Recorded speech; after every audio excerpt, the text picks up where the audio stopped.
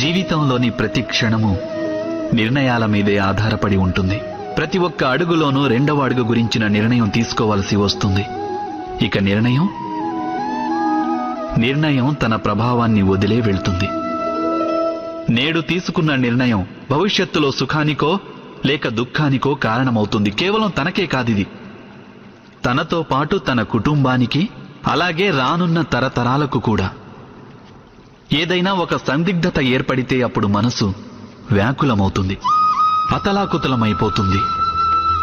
నిర్ణయించుకున్న ఆ క్షణం యుద్ధమే అవుతుంది. ఇంకా మనసు రణభూమిగా మారిపోతుంది.